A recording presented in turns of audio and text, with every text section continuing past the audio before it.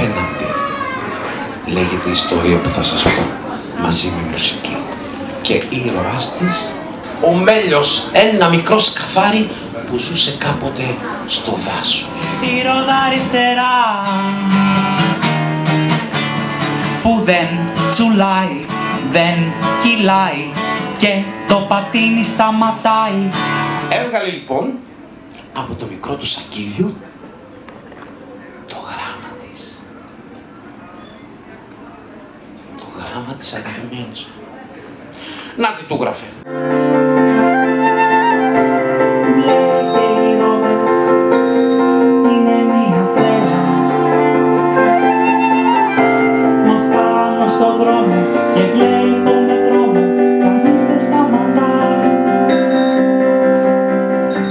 Και τότε θυμήθηκε, κάπου έχω κρυμμένα τα δώρα του παππού και της γιαγιάς που τα έχω, στο παλιό σετούκι.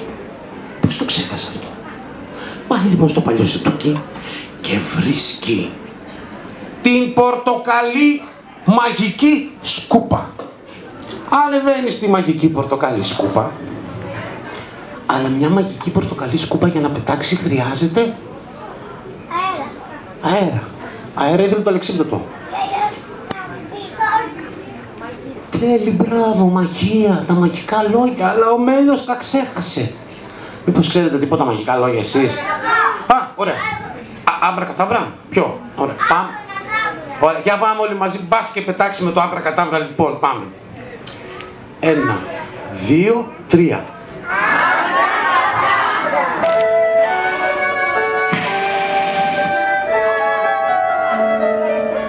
Εγώ το φουσκώνω, με αυτό ξεφουσκώνει. Τι ατυχία, έναν τρίπιο μπαλόνι. Αχ, Μελανή, πώς θα έρθω να σε βρω, αναστέναξε γλυκά.